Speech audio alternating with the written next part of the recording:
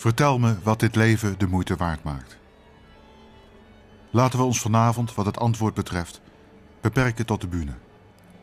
Laten we ons beperken tot het Radio Symfonie Orkest, het Groot Omroepkoor, tot solisten als Birgit Remmert, Thomas Randle, Jeni Bern. Laten we ons vanavond beperken tot de weelde van één man. De man is Amerikaan. De man dirigeerde de mooiste orkesten van de afgelopen eeuw. Hij werkte samen met mensen wie een naam legendarisch is, of ze nou Bernstein heten, Steinberg of Boulez. Maar vooral is hij de verzinnenbeelding van de continuïteit. De poging om de alledaagse werkelijkheid te transformeren naar een ander plan, waardoor er misschien wat beter mee te leven valt. Andere woorden voor: misschien is dit leven niet de moeite waard, maar probeer het in godsnaam de moeite waard te maken. Hij dirigeerde vaak werken waarvan hij de schoonheid al zag en mogelijk een troost, terwijl hij wist dat het publiek daarvan nog overtuigd moest worden. Ligeti, Stockhausen, Copland, Cage.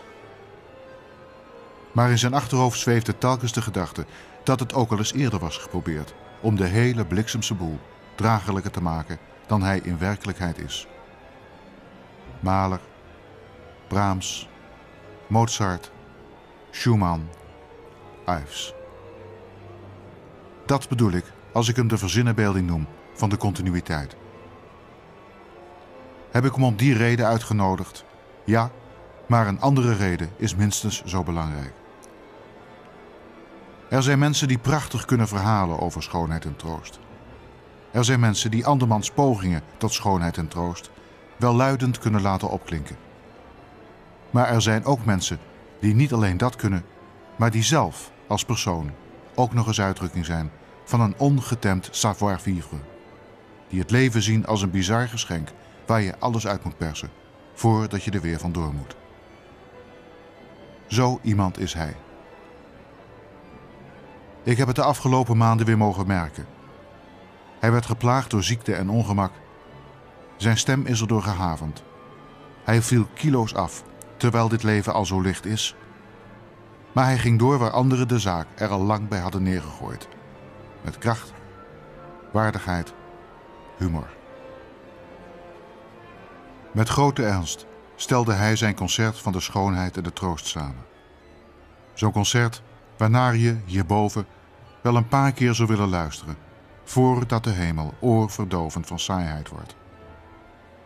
Want we mogen wanhopig streven naar schoonheid en troost, maar je moet er toch niet aan denken dat je er voor eeuwig toe veroordeeld zult zijn. De man van vanavond heeft enige tijd over zijn keuzes nagedacht. Maar toen schreef hij, zeer beslist: Ives, Stravinsky, 3 maal Mahler. Alle andere voorbeelden zijn afgevallen. Dat was 2 jaar geleden. We hebben er daarna vaak over gepraat. In hotelbars, op hotelkamers, per fax, per telefoon. We hebben aan alles getwijfeld, maar hij twijfelde nooit aan Ives, Stravinsky en Mahler. Nu, 2 jaar later, is het zover. Wat ooit een idee was, is inmiddels een hele hoop mensen. Wonderbaarlijk is dit leven. En zo vriendelijk is het soms. De dirigent heeft ziekte en tegenslag overwonnen om deze ene avond te kunnen dirigeren. Lichamelijk is hij in een fragiele conditie. Er is een dokter in de kleedkamer, voor alle zekerheid. Maar als we elkaar spreken in diezelfde kleedkamer, een paar minuten voor hij op moet, weet ik dat de dokter rustig kan gaan luisteren, in de zaal. De man heeft het tot hier gered. Ook het concert zal hij redden. Deze avond, waar hij maandenlang naartoe leefde. Ives, Stravinsky, Mahler.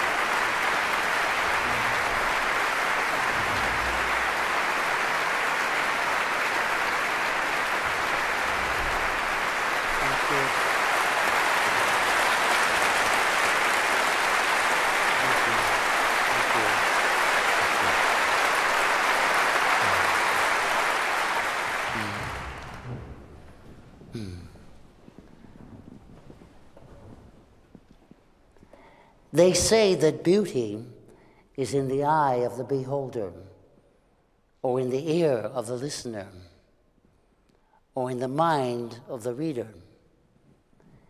The American poet Wallace Stevens declared that death is the mother of beauty. Is it through painful loss that we accept the true value of something and the sense of beauty? Or do we sense beauty in the intrinsic relationship between our life and the miraculous things that our fellow beings create? Or does beauty simply emerge from the complexions and consequences of living and dying? Beauty is truth, truth, beauty. That is all ye know on earth, and all ye need to know, says Keats in his Ode on a Grecian Urn, which tells us very little about beauty or truth, as it should be. For as the French artist Georges Braque said, to define something is to substitute the definition for the thing. Where does beauty lie?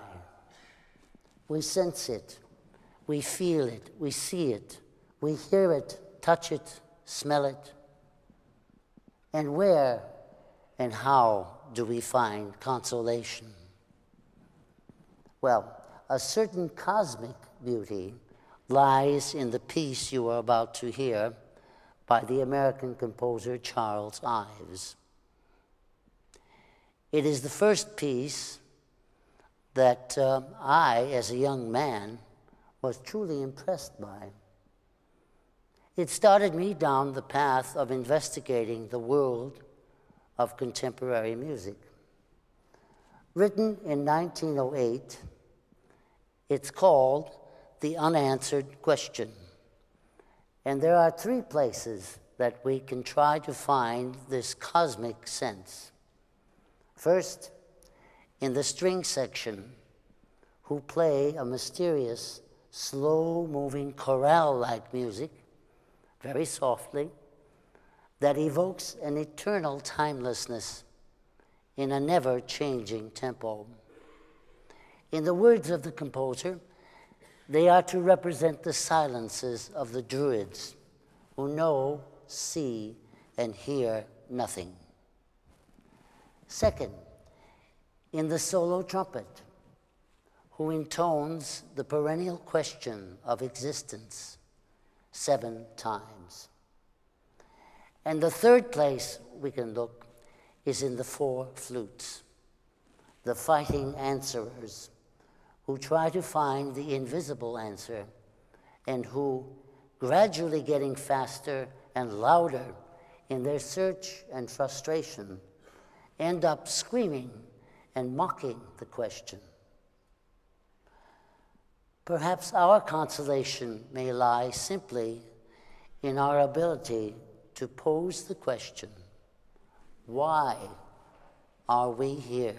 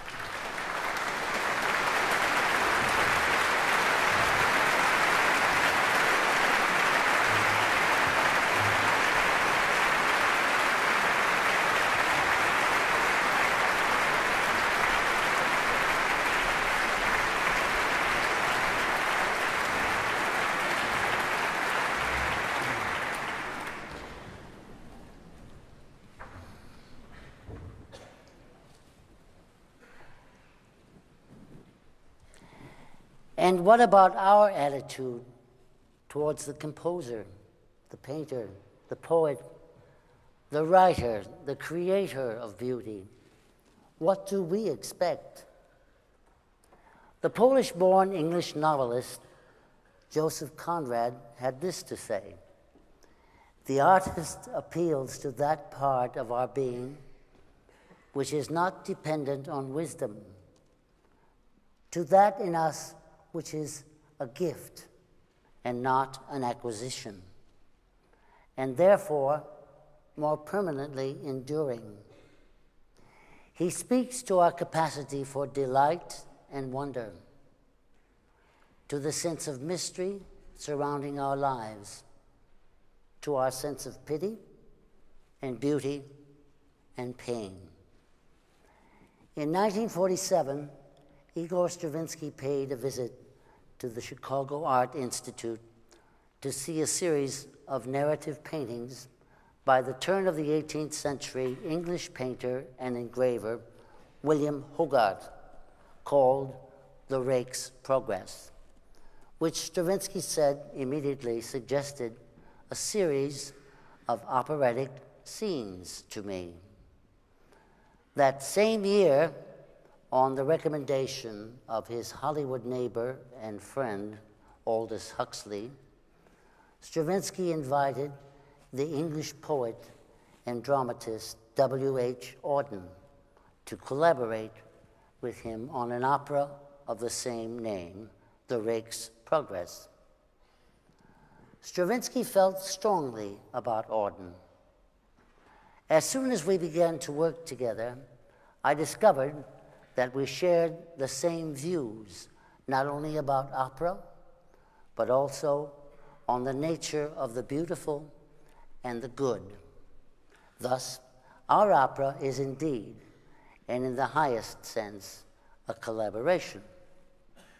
He always seemed to me more profound as a moralist. Indeed, he is one of the few moralists whose tone I can hear. The opera's principal characters are the hero, Tom Breakwell, the heroine, Anne Truelove, and a villain named Nick Shadow. Robert Kraft tells us that Stravinsky's feelings for the Rake were intensely personal. At nearly 70, he was inspired for the first time to write love music by a text.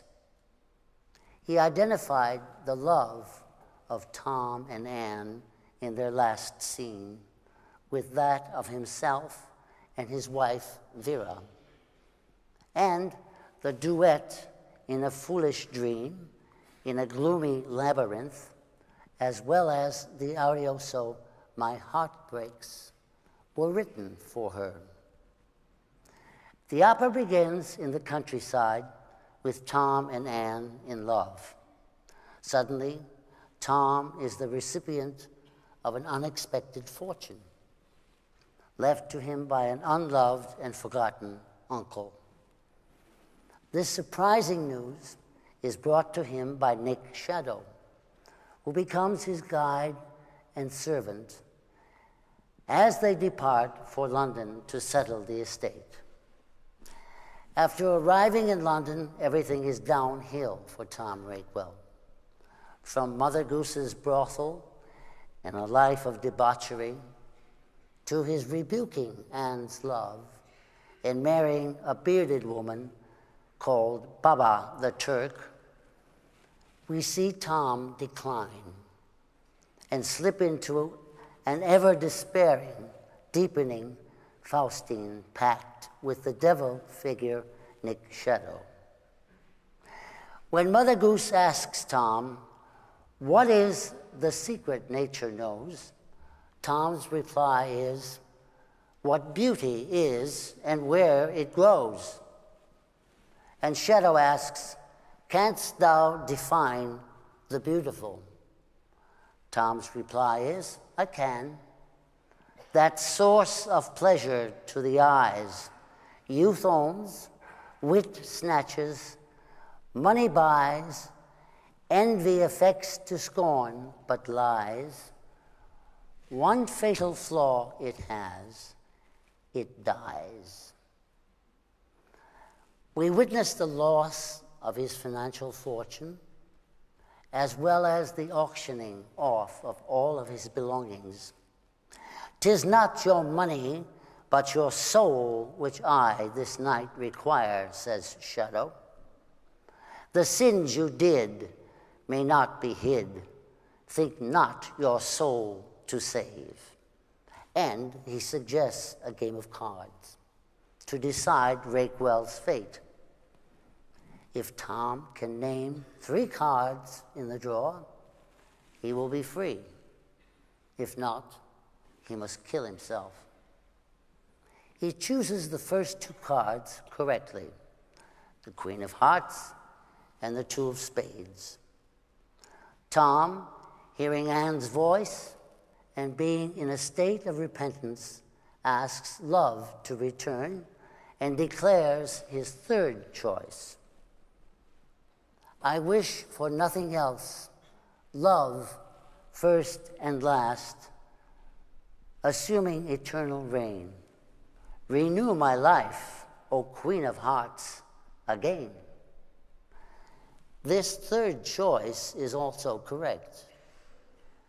And Shadow, in defeat, proclaims, "I burn, I freeze, your sins, my foe. Before I go, give me some power to pain. To reason blind shall be your mind. Henceforth, be you insane." And it is here, in the last scene of the opera, where we find Tom Rakewell in Bedlam, totally mad, believing that he is Adonis and that Anne is Venus. What follows is a combination of music and words that produce a touching and rare sense of beauty. A beauty as seen through the eyes of a madman who begs for forgiveness, pours out his love, and dies. Our consolation: we pity him because he cannot have what he is mad about. And we end with a surprise epilogue where a moral is sung. The devil finds work for idle hands to do.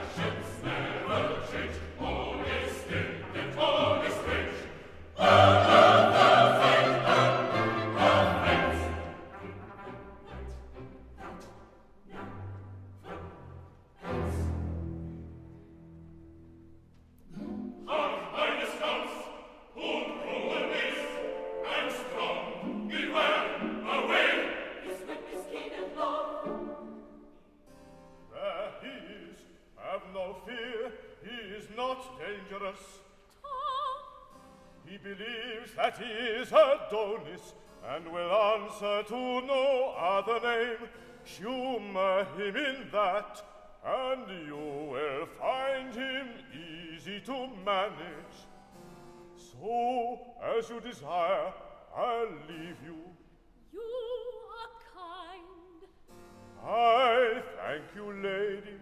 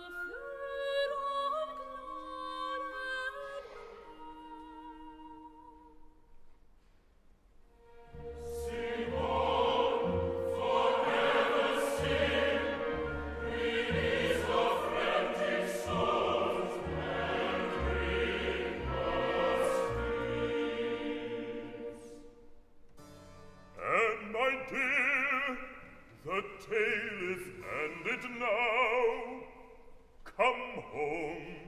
Yes, Father.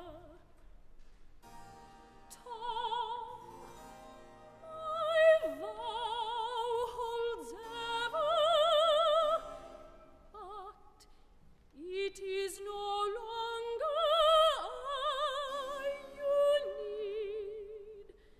Sleep well, my dearest dear.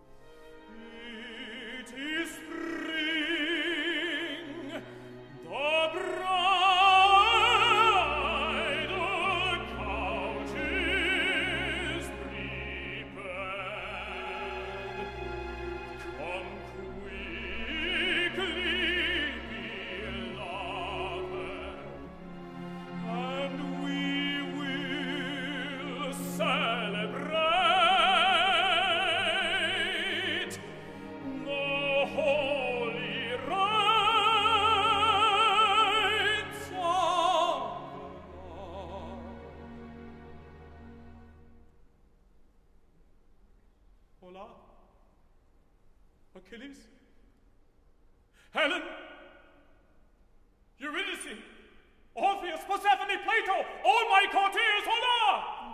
Where is my Venus? Why have you stolen her while I slept? Madmen! Where have you hidden her?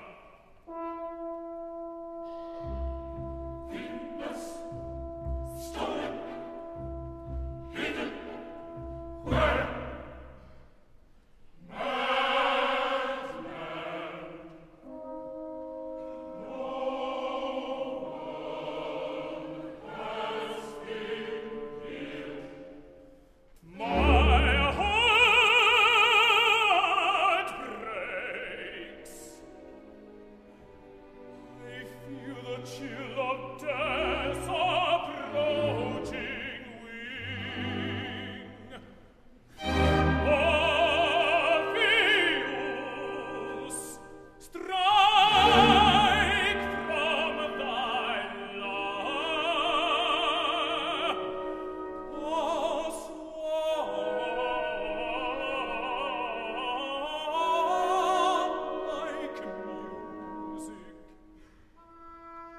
And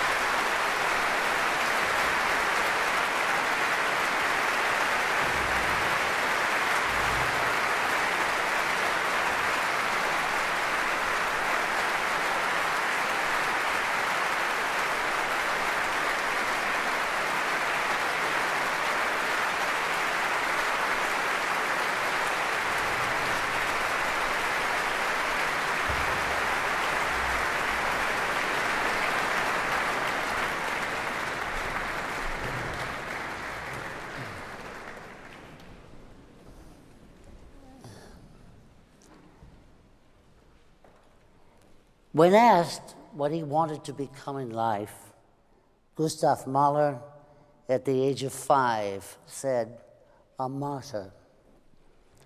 Now, you must admit, this sets the stage for an extremely serious career. Born in 1860 in a small rural community on the border of Bohemia and Moravia, Mahler's career would take him, in the 50 years that he lived, to the heights of international fame as a conductor and a composer.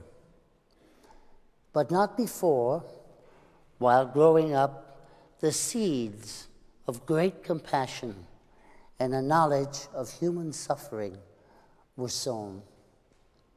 This was largely due to the quarreling of his parents and the suffering of his mother, plus the early death in 1874 at age 13 of his brother, Ernst, which produced in him a deep sorrow.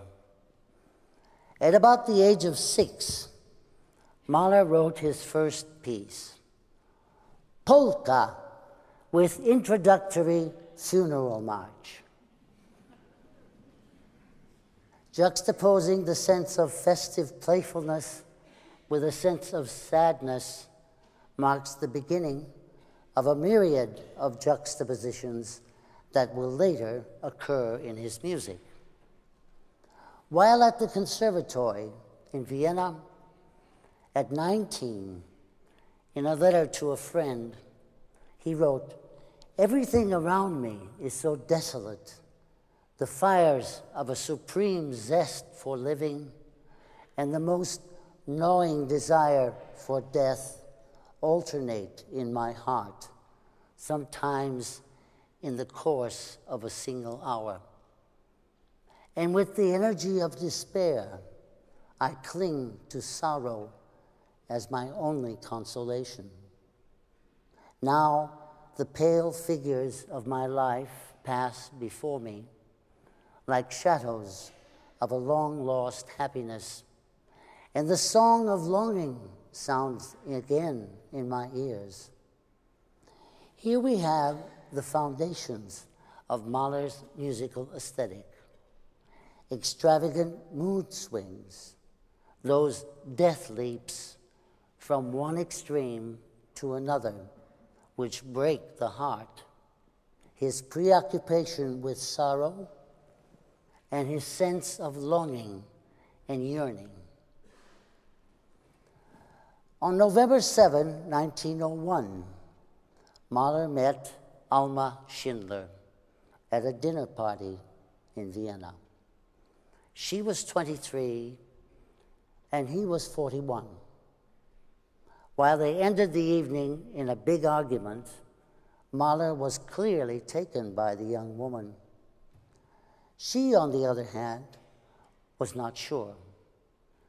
She was in love with the composer Alexander von Zemlinsky, with whom she studied composition. She wrote of Mahler in her diary, "I don't believe in him as a composer. I have no idea what's going on inside me." Shortly thereafter, Mahler wrote to her before leaving for Berlin, "I can't even hear my own thoughts anymore. Only the one voice that drowns out everything else and will never again fall silent in my heart. A voice that repeats but one sentence, one sound. I love you, my Alma." In variance to this outpouring of love, he later wrote from Dresden, "You have only one profession from now on, to make me happy. Do you understand what I mean, Alma? You must give yourself to me unconditionally. Shape your future life in every detail, entirely in accordance with my needs, and desire nothing in return save my love. Mahler had completed 4 of the 5 Rückert-Lieder that you are about to hear in the summer of 1901, and also started the 5th Symphony. By the end of December 1901, their engagement was announced, and they were married in March of 1902, with Alma already pregnant. It was during the summer of 1902 when he and Alma spent their first holiday together at his new house in Meiringen that Mahler finished the 5th Symphony and wrote the song Liebst du Schönheit for Alma. In contrast to the large-scale epic Mahler, where the musical machinery is big, the Rückert-Lieder, as well as the Adagietto from the 5th, present that side of Mahler which is intimate and small-scale, emphasizing melody, a bittersweet lyricism, and brevity. This music reflects beauty in the more private feelings of insecurity, love, and loneliness. There are many ways to order these 5 songs. We chose the following. 1, Blicke mir nicht in die Lieder, don't look at my songs. Of this poem, Mahler said that he could have written it himself. It depicts the insecure artist who doesn't want his songs to be examined until they are finished. 2, Ich atmet einen Lindenduft, I breathe a sweet scent. For Mahler, this song describes the feeling one experiences in the presence of a person one loves and of whom one is quite sure. 2 minds communicating without any need to speak words. 3, Liebst du Schönheit, if your love for beauty's sake. This is Mahler's love song to Alma. The last lines reflect Mahler's devotion. If you love for love's sake, yes, then love me. Love me always, as I love you always, forever. 4, Mitternacht, at midnight, we hear an isolated voice at midnight, full of an anguished struggle over the sorrows of humanity. The feelings of despair and sadness yield to a sense of affirmation in the hands of an all-powerful God. 5, Ich bin der Welt abhanden gekommen, I have become lost to the world. Mahler wanted to express a very personal feeling of being alone in nature. It is a feeling that surges right up to the lips, but does not go beyond them, and that is precisely me. I placed the Adagietto next to the Rückert-Lieder in order to illustrate the fact that it is actually a song without words, and more pointedly to show the relationship of the Adagietto to the last song, Ich bin der Welt abhanden gekommen. They were composed a summer apart, but I believe the mood they evoke inhabits the same world. A clue to this mood can be found in the last lines of the song. I am dead to the hurly-burly of the world and take my rest in a place of quietness. I live alone in my heaven, in my loving, in my song. The very distinguished Dutch conductor Willem Mengelberg, who knew Mahler and performed his symphonies, asserted that the adagietto was meant as a love message to Alma. In my view, it is rather doubtful that different meanings can be assigned to such similar musical material. We will perform the Rückert Lieder and the adagietto from the Fifth Symphony without a break. However, we will let you, the audience, decide for yourselves if you feel that the message of the adagietto is a love declaration, or does it conjure an atmosphere of lonely contemplation in a place of quietness, dead to the hurly-burly of the world, where strong feelings of compassion and love for mankind occupy the soul.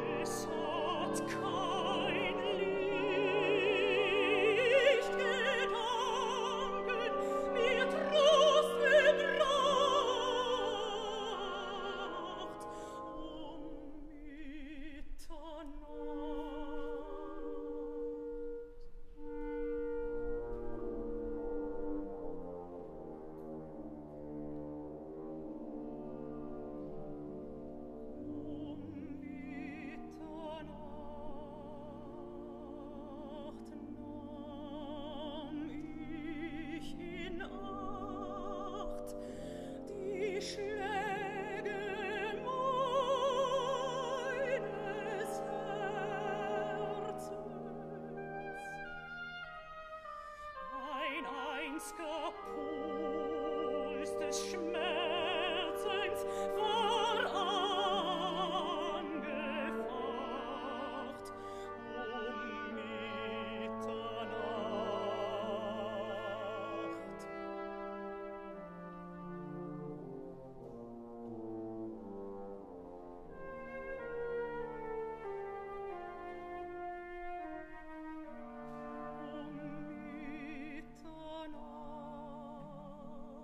Mitternacht. Kämpft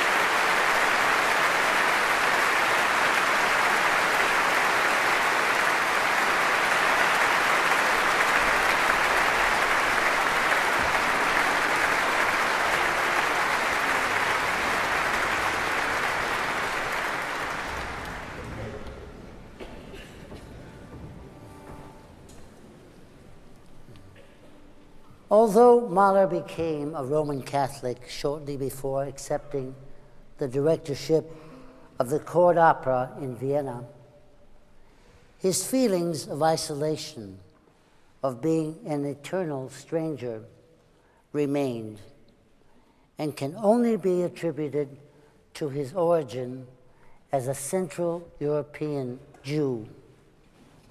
He said, "I am 3 times without a country, a Bohemian among Austrians, an Austrian among Germans, and a Jew among all the peoples of the world." This sense of isolation and detachment motivated Mahler to compose each individual work as a closed world, decipherable only by means of a code inherent in the work itself. You must understand there is a lot of music that doesn't concern itself with this method of composition. For example, Strauss's music leads us down a merry path and seems to care very little about an internal rationality that guides its purely musical progress. Rather, it embraces a literary, narrative, or extra musical programmatic approach. Mahler's concern about creating the inner musical destiny of a work lies in the notes themselves, void of literary trappings. It has often been said that Mahler was always looking for God, but Bruckner found him, and Strauss never tried. So where does beauty lie? The answer might sound simple. Crack the code and find out. But what a complicated and deeply felt code it is in this deeply beautiful closed world. Sir Isaiah Berlin, in an essay, quoted a relatively obscure 19th century literary Russian critic, Vissarion Belinsky. No matter how beautiful the ideas in a poem, how powerfully it echoes the problems of the hour, if it lacks poetry, there can be no beautiful thought in it, and no problems either.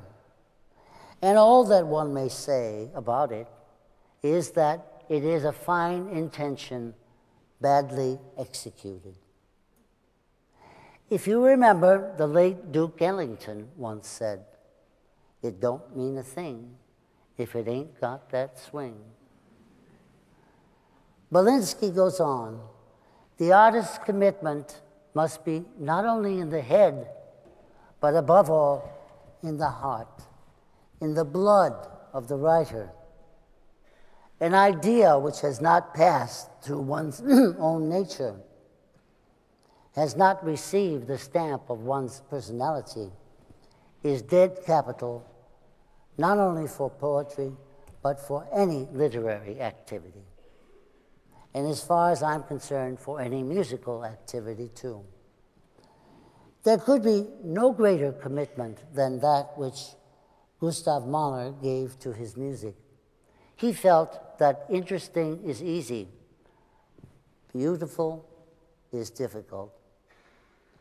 Beginning in the year 1907 and lasting until his death in 1911, Mahler faced the most piercing agony of his own existence.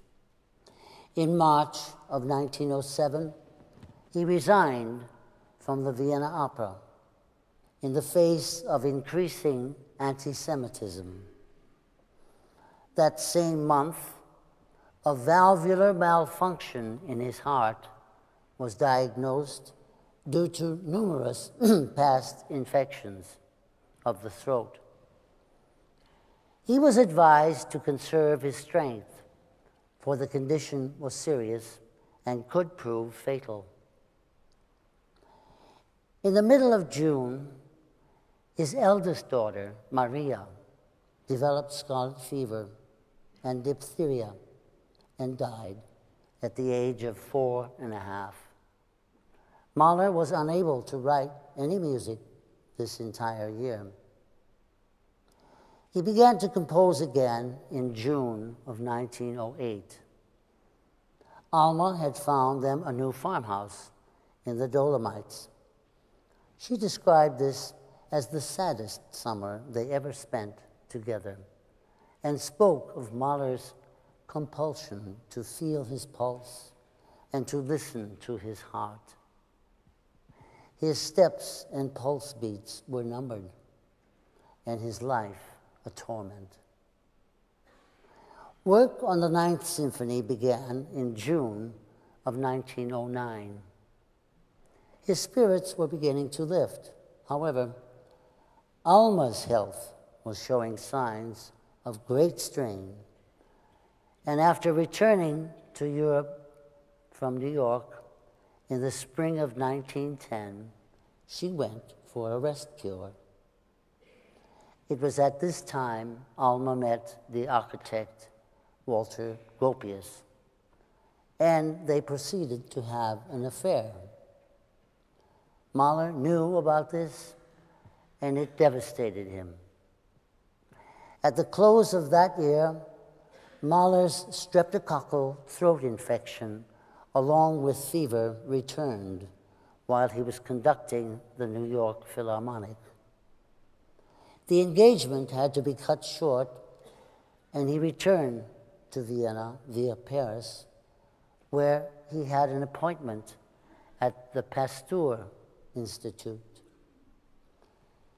Mahler died on May 18, 1911, during a thunderstorm of subacute bacterial endocarditis of the heart, quite literally of a broken heart. It was Schoenberg who said that in Mahler's music, I sensed a human being, a drama, truth, the most ruthless truth. In a world of collapsing values, it is this truth that is beautiful.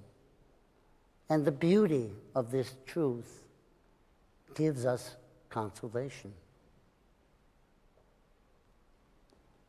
And so, the finale of the Ninth Symphony begins in an all-embracing mode of collecting and gathering some of those same solemn feelings that Mahler had at 19.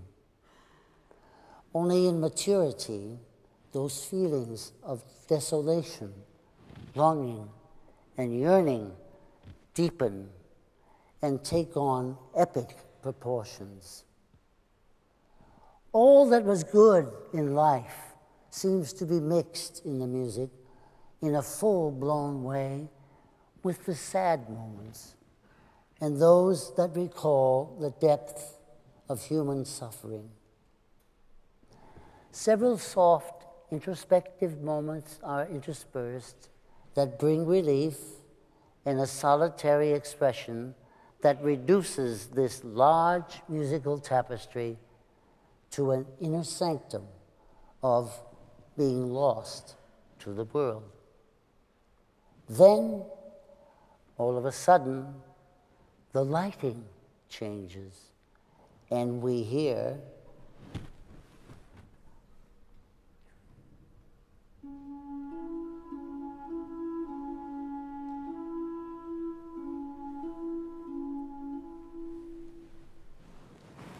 it is the young Mahlerian clock ticking softly, rocking cradle-like, that reminds us that life has moved on in a gentle but relentless fashion, and that the youthful promise of life is fading. This gives way to a violent outbreak that is impassioned intense, and seems to defy what Mahler considered the indifference of the world course, Weltlauf, or worldly tumult, weltlich Getümmel, and leads to a cymbal crash.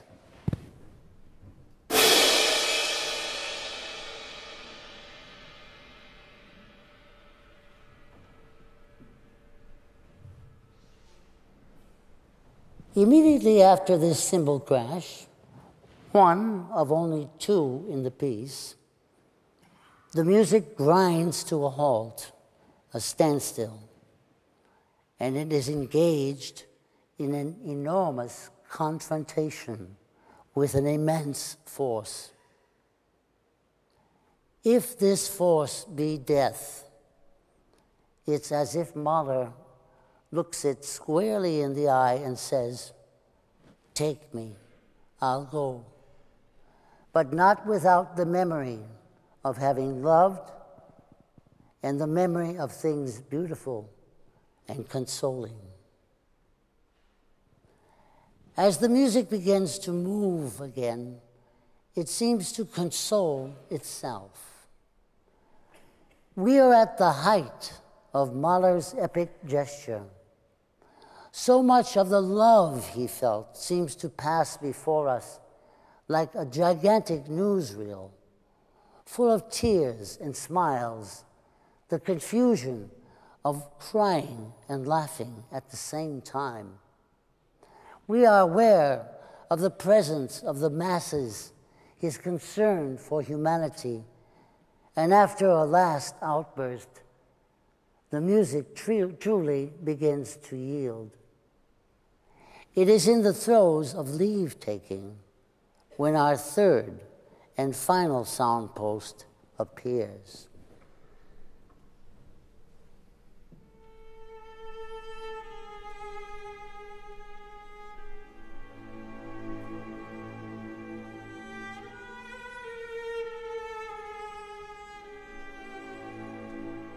You might expect someone to break into a popular song at this moment. Instead, this little phrase leads us to one of the most profound endings ever written. As the music ascends, we get the sense of a farewell that is in conflict, both willing to say goodbye and yet reluctant to completely do so.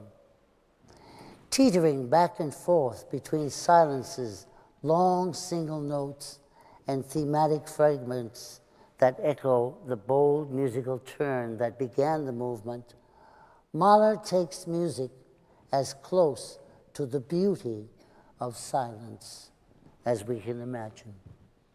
And we end up with the consolation of emptiness.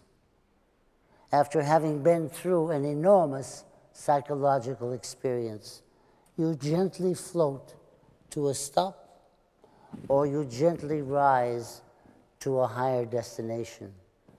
Choose your metaphor. We end up with a bare musical thread to which we, together with beauty and consolation, cling for dear life. For this thread seems to ask, in a different way, the same unanswerable question that was asked at the beginning of our program, the question of existence.